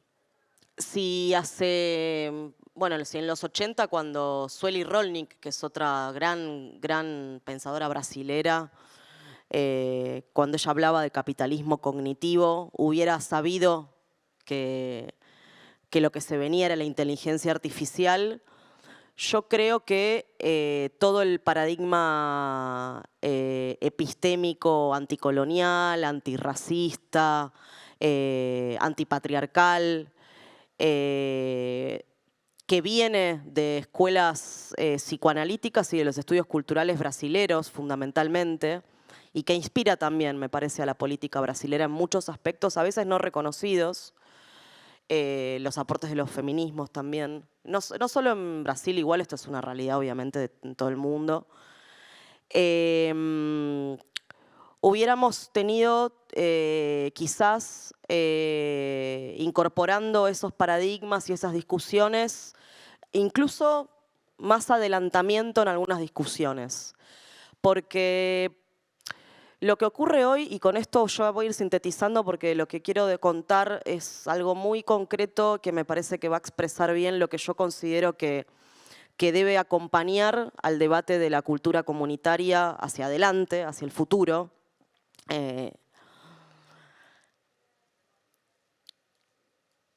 Anoche, antes de acostarme, cuando volvíamos después de un largo día de trabajo, estábamos mandando, incluso terminamos a las 2 de la mañana mandando unas cartas a Val a unos compañeros de una escuela popular de música. Y al mismo tiempo me puse a leer el comunicado que sacó la flotilla Smooth, que está en este momento navegando hacia Gaza. Y entre varias de las ideas que ellos comentan, ¿no? Sabemos que dentro de algunos días la flotilla va a estar aproximándose y que hay un conflicto geopolítico instalado alrededor de esto y que también es algo que se ha hablado mucho aquí. Ayer una jornada maravillosa en este encuentro con un debate sobre el genocidio y con una compañía de danza palestina, y también es un tema que en Mondiacult, digo, para también pensar no solamente, pensar también la dialéctica entre los espacios, ¿no? Para no ser tan autorreferenciales, porque a veces caemos en la idea de que en realidad los debates postas somos los que estamos dando nosotros. En realidad lo que hay es una dialéctica donde hay sistemas y ecosistemas que conviven, y eso es lo que está bueno finalmente. Pero lo que decían los compañeros que están navegando, poniendo en riesgo sus vidas en estos momentos, es que el hecho de que Italia haya mandado 2 buques de escolta para asegurar la seguridad, para garantizar la seguridad de quienes están yendo, pero que los van a acompañar solo hasta un punto igual, no los van a proteger si el ejército de Israel los ataca, o España mismo también, que ha mandado para protección de españoles que están a bordo de la flotilla. Todo crédito de esas acciones que han tomado los países en los últimos meses y en las últimas semanas es crédito de las fuerzas sociales que han instalado de manera rotunda en muchos países de Europa esto, que han instalado el repudio al genocidio y que han, con masivas y contundentes movilizaciones en las calles, obligado a los gobiernos a tener que manifestarse, a tener que hablar tardíamente en muchos casos del reconocimiento de los 2 estados y un montón de situaciones.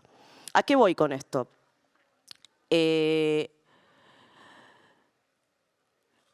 tiempo presente y el futuro tiene que ser, y acá cambia, creo, volvemos a discutir cuál va a ser el rol de la política cultural comunitaria, tiene que ser este presente y tiene que ser el futuro de las comunidades.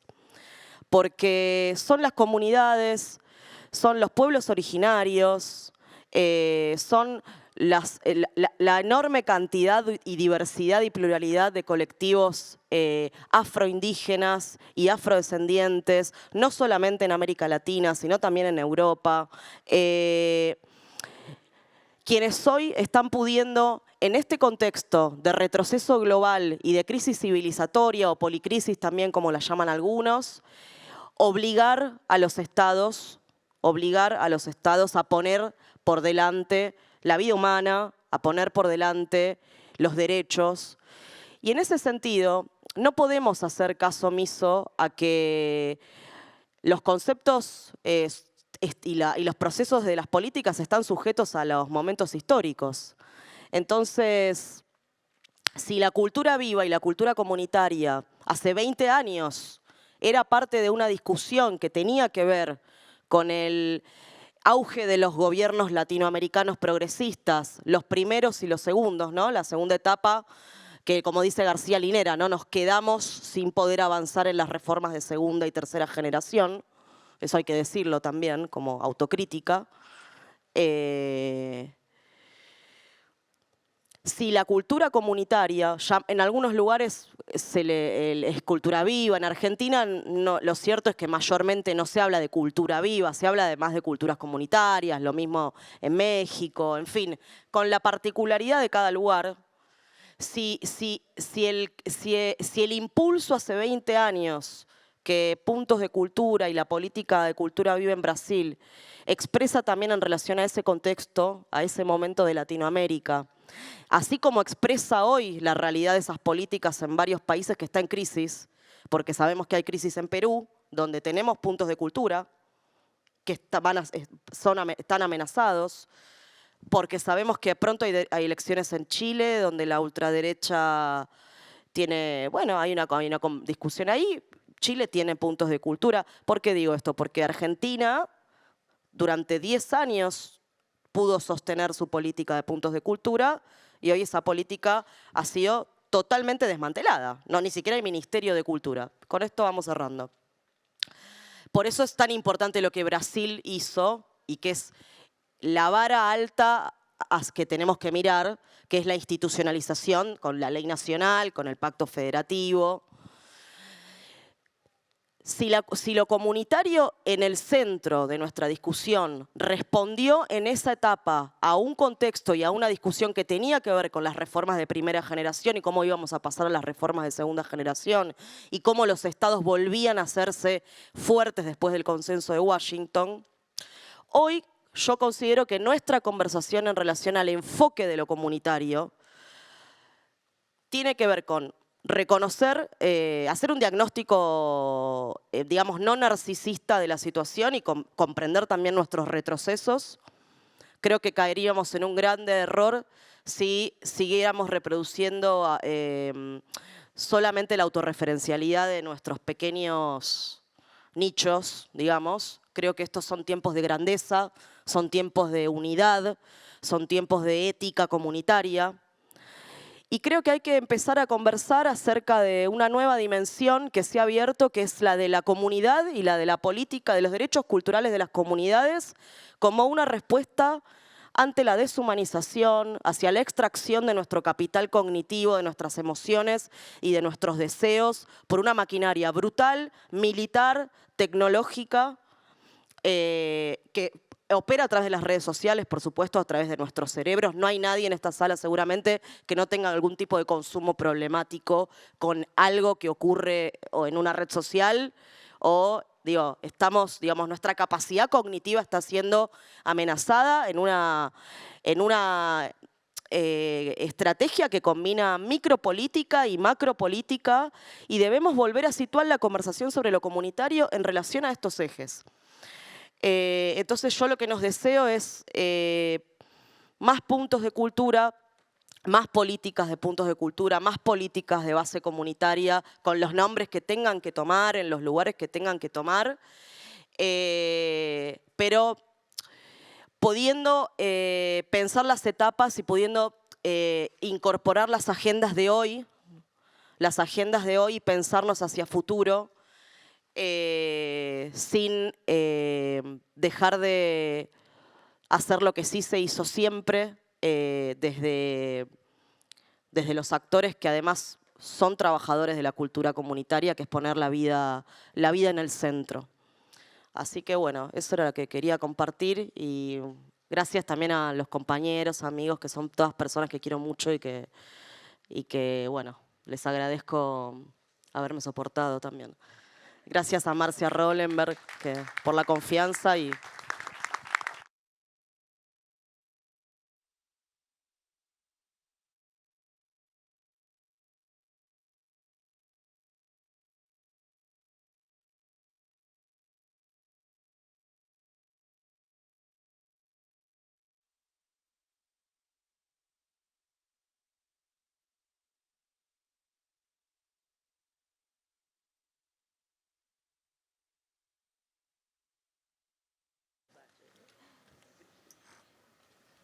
Muito obrigada. Vou falar em português também, para honrar o diálogo ibero-americano e latino-americano.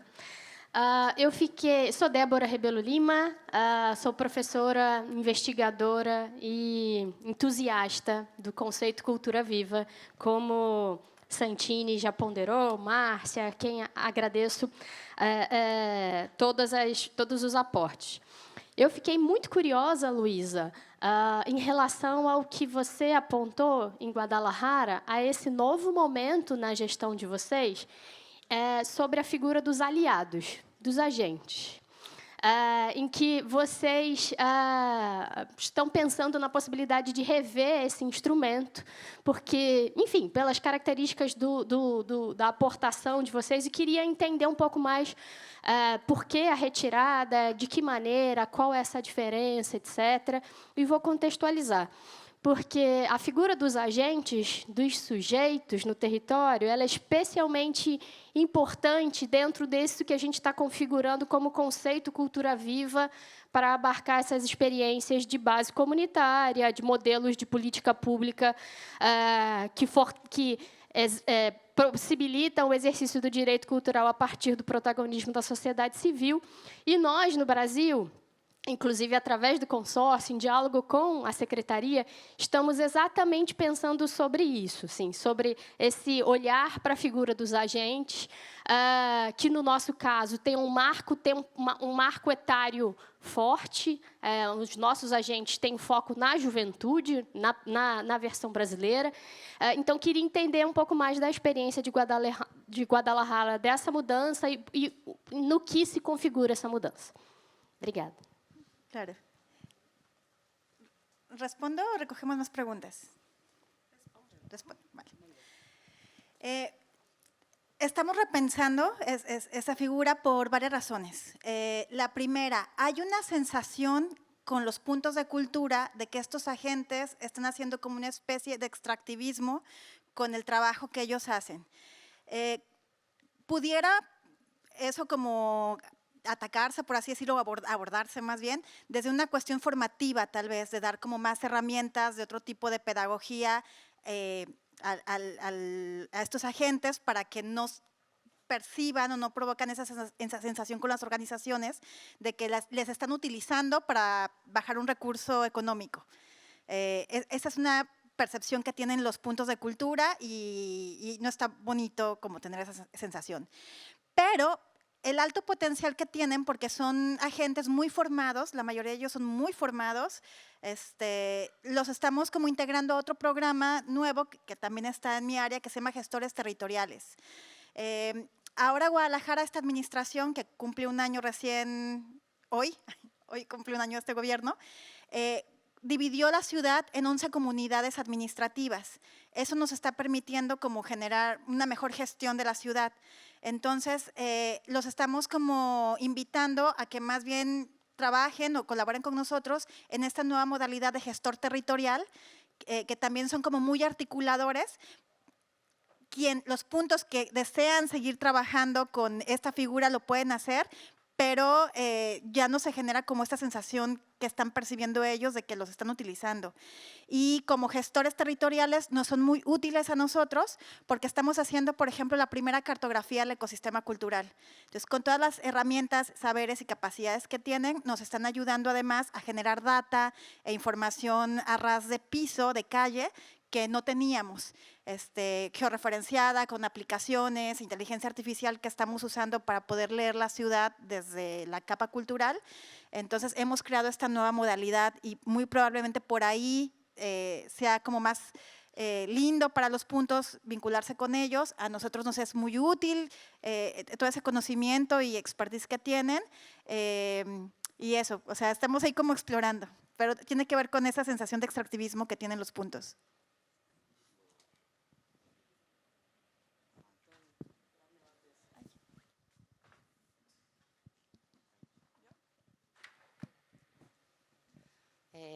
Buenos dias, também vou falar em português. Eu sou Marjorie Botelho, sou de um ponto de cultura. A nossa organização foi reconhecida como ponto de cultura, né, pelo governo brasileiro, né. Já aproveito aqui parabenizo a nossa secretária, que cumpre um papel bem importante de garantir que essa política chegue, né, em diversas localidades do nosso país.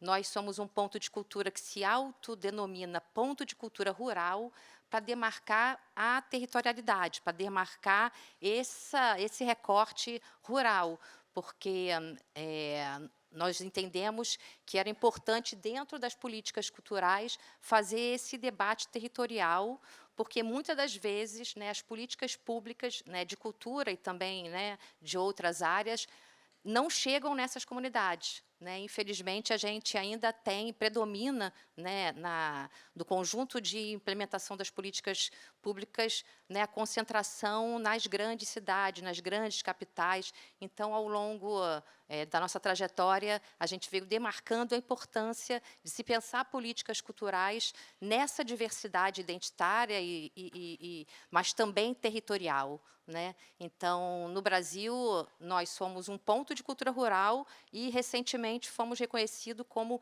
um pontão de cultura, territórios rurais e cultura alimentar.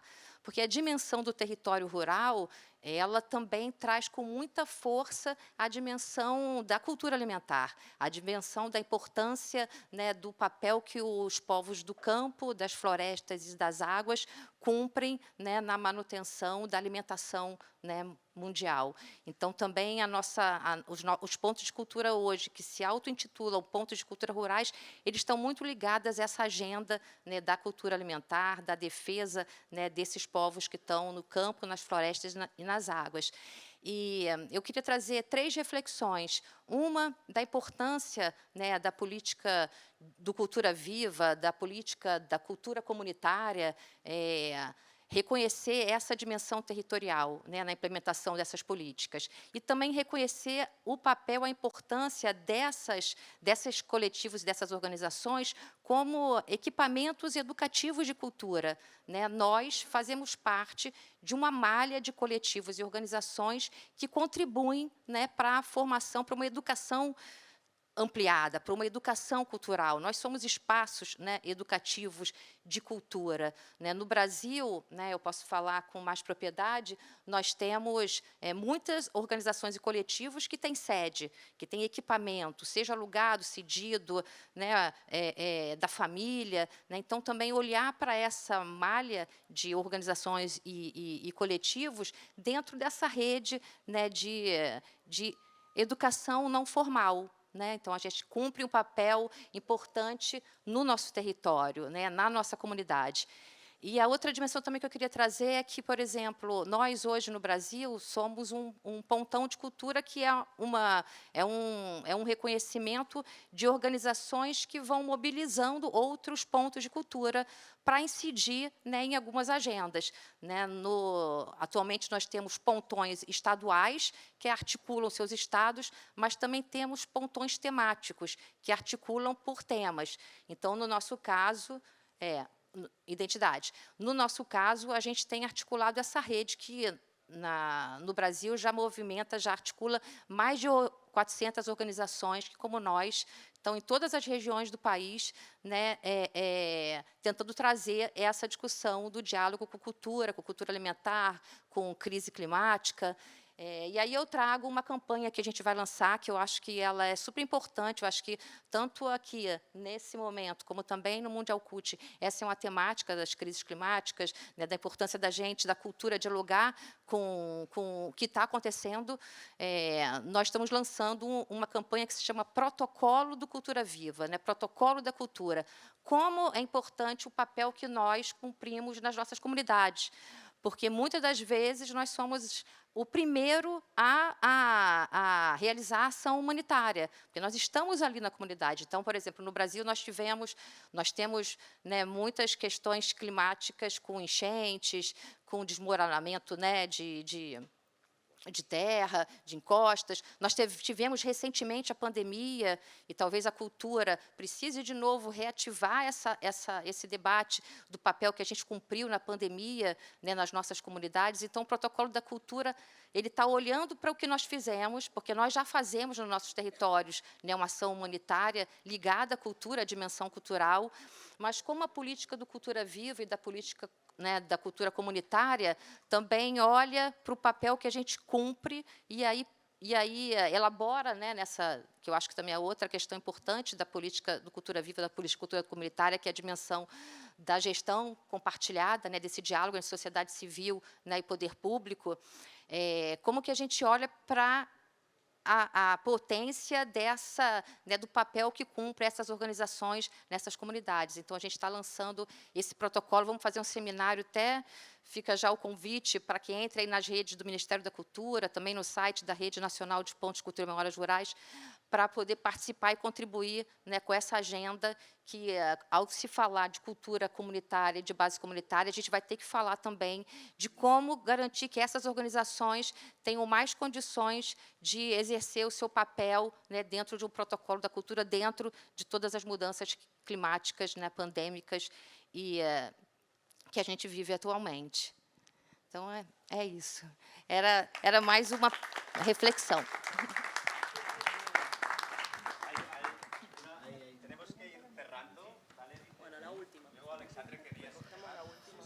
Olá. Vou tentar. Eu gostaria de falar português como os companheiros do Brasil, mas não estou a ver pessoas com auricular, portanto ninguém vai entender o que eu vou dizer, então vou avançar para o portunhol. É uma experiência ibérica constante de tentar falar português, então vou inventar aqui um idioma muito rápido. Então sou Hugo, de Portugal, y tengo trabajado, incluso mi tesis de doctorado, pero más importante ha sido la práctica de 20 años, es incluso sobre las prácticas artísticas comunitarias en Brasil y en Portugal. Entonces, claro, tuve que investigar, conversar, entrevistar muchas personas en Brasil sobre los puntos de cultura. Yo estoy muy entusiasmado con esta posibilidad de traer esa política pública para la Cataluña. ¿Y por qué que estoy entusiasmado? Porque há vários reptos relacionados com a organização do Estado, que são muito similares em Portugal. Además, há muitas políticas públicas, incluso na área da saúde, que são réplicas, porque a população da Catalunha é mais ou menos a mesma de Portugal, então se tem muitas similaridades organizativas e administrativas. Então, desse ponto de vista, há algo que me parece fundamental tentar entender. Como se pode articular una perspectiva, un paradigma de cultura viva con las políticas públicas de apoyo al sector cultural y artístico profissionalizado. Este me parece um enorme reto e há uma enorme confusão deste ponto de vista. E se isto não estiver claro, tenho algumas dúvidas de como podemos concretizar realmente os pontos de cultura com a filosofia próxima, claro, com adaptações super normais do contexto. Para mim, esse reto é fundamental. Como sair de um paradigma de apoio à cultura e à arte desde vertical, bla, bla, bla, não vou dizer todos os pontos que aqui todos estamos convertidos, porque senão não estaríamos aqui 2 horas, que é outra mirada de cultura e arte, a como vamos dialogar com estas políticas. Não substituir, pero dialogar e articular. Esse é um reto incrível. Se Catalunha conseguir fazer isto, eu prometo fazer um movimento em Portugal fortíssimo para termos uma política muito próxima.